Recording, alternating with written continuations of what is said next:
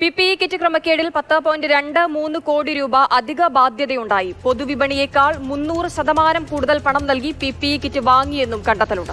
പ്രശാന്ത് കൃഷ്ണ വിവരങ്ങളുമായിട്ട്. പ്രശാന്ത്, വളരെ പ്രധാനപ്പെട്ട അല്ലെങ്കിൽ വലിയ ആരോപണങ്ങളായി അന്ന് ഉയർന്നു കേട്ടതാണ്. ഇപ്പോൾ അതിൽ വലിയ ബാധ്യതയുണ്ടാക്കി 300% അധികം അന്നത്തെ സാഹചര്യമാണ്, കിട്ടാനില്ലായിരുന്നു എന്നൊക്കെയാണ് അതിനുള്ള കാരണങ്ങളായി പറഞ്ഞത്. എന്താണ് റിപ്പോർട്ടിൽ വ്യക്തമാക്കുന്നത്?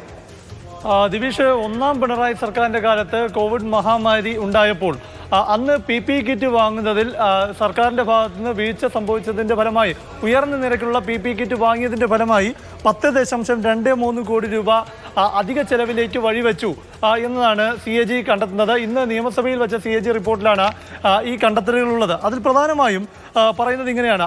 5 കമ്പനികൾ ആണ് ഈ 800 രൂപ മുതൽ 1550 രൂപ വരെ കോട്ട് ചെയ്തത്. പക്ഷേ സർക്കാർ അന്നത്തെ പ്രത്യേക സാഹചര്യമെല്ലാം കണക്കിലെടുത്ത് ഈ ടെൻഡർ വ്യവസ്ഥകളിൽ ഇളവ് നൽകിയിരുന്നു. അങ്ങനെ ഇളവ് നൽകിയപ്പോൾ 545 രൂപയാണ് ഒരു യൂണിറ്റിന് നിരക്കായി നിശ്ചയിച്ചത്. ഇത് 2020 മാർച്ച് മാസത്തിലെ നിരക്കാണ്. അപ്പോൾ 550 രൂപയ്ക്ക് PPE കിറ്റ് വിതരണം ചെയ്യാൻ തയ്യാറായി അനിത ടെക്സ്കോട്ട് എന്ന പ്രൈവറ്റ് ലിമിറ്റഡ് എന്ന കമ്പനി രംഗത്ത് വന്നു.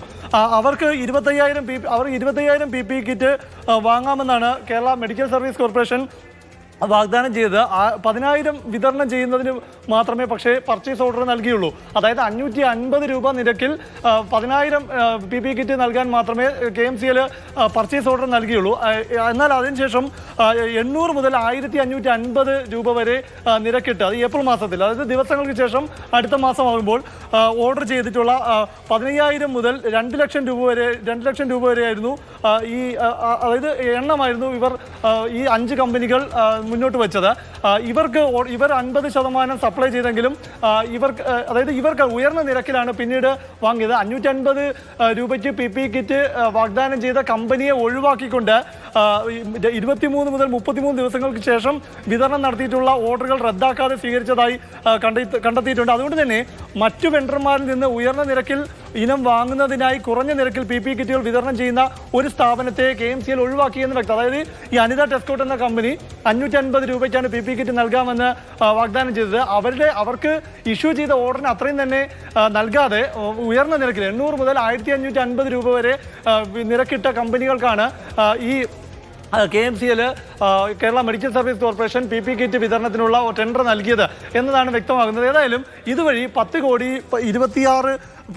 23 ലക്ഷം രൂപയുടെ അധിക സാമ്പത്തിക ബാധ്യത ചെലവ് ഉണ്ടായി എന്നാണ് CAG കണ്ടെത്തുന്നത്. അതായത് കോവിഡ് കാലത്ത് PPE കിറ്റ് വാങ്ങിയതിൽ അഴിമതിയുണ്ട് എന്ന ആക്ഷേപം ഉയർന്നതിനെ സാധൂകരിക്കുന്ന തരത്തിലുള്ള CAG റിപ്പോർട്ടാണ് ഇന്നിപ്പോൾ സഭയുടെ മേശപ്പുറത്തേക്ക് വന്നിരിക്കുന്നത്. അല്ല പ്രശാന്ത്, അന്നത്തെ സാഹചര്യം നമുക്കറിയാം. ഈ PPE കിറ്റ് ആകട്ടെ, ഗ്ലൗസ് ആകട്ടെ, അല്ലെങ്കിൽ മറ്റ് പല കാര്യങ്ങളും ഇതുമായി ബന്ധപ്പെട്ട് നമുക്ക് അത്യാവശ്യം വേണ്ട കാര്യങ്ങളൊന്നും അത്ര അധികമുള്ള ഒരു ഉൽപ്പാദനമോ ഒന്നും ഉണ്ടായിരുന്നില്ല. പിന്നീട് നാളുകൾക്ക് ശേഷം അതൊക്കെ പൂർണ്ണമായും നമ്മളൊരു സ്വയം പര്യാപ്തത എന്ന നിലയിലേക്ക് രാജ്യം മൊത്തത്തിൽ വന്നു. അപ്പോൾ അന്നത്തെ സാഹചര്യങ്ങളൊക്കെ എങ്ങനെയാണ് വിശദീകരിക്കുന്നത്?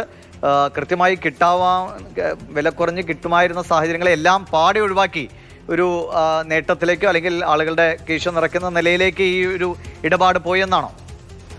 അതായത് അന്നത്തെ ഒരു പ്രത്യേക സാഹചര്യത്തിൽ ഒരു ഭീതിജനകമായ സാഹചര്യമുണ്ട്. അപ്പോൾ അന്ന് ഈ PPE കിറ്റ് വാങ്ങുന്നതിനുള്ള ലഭ്യതക്കുറവിൻ്റെയൊക്കെ പശ്ചാത്തലത്തിൽ ടെൻഡർ കൊട്ടേഷൻ ഔപചാരികതയിൽ ചില ഇളവുകൾ വരുത്തിയിരുന്നു. മാത്രമല്ല സർക്കാർ 545 രൂപ ഒരു PPE കിറ്റിന് എന്ന ഒരു വില നിശ്ചയിച്ചിരുന്നു. അങ്ങനെ ആ വില നിശ്ചയിച്ച സമയത്താണ് 550 രൂപയ്ക്ക് PPE കിറ്റ് വിതരണം ചെയ്യാം എന്ന് ഈ അനിത ടെക്സ്കോട്ട് എന്ന Anitha Texcot India private limited വാഗ്ദാനം ചെയ്തു എന്നതാണ് ഈ ഓർഡർമാരുടെ ശ്രദ്ധയിൽപ്പെടുന്നത്. അത് 2020 മാർച്ച്. പ്രശാന്ത്, ശ്രീ ജോസഫ് സി മാത്യു ഇപ്പോൾ ടെലിഫോണിലുണ്ട്. ശ്രീ ജോസഫ് സി മാത്യു, 300% വരെ അധികം വലിയ തോതിൽ കൊള്ള നടന്നു. 10 കോടിയിലേറെ രൂപയുടെ അധിക ബാധ്യത എന്നാണ് ഈ PPE കിറ്റ് ഇടപാടിൽ CAG റിപ്പോർട്ട്.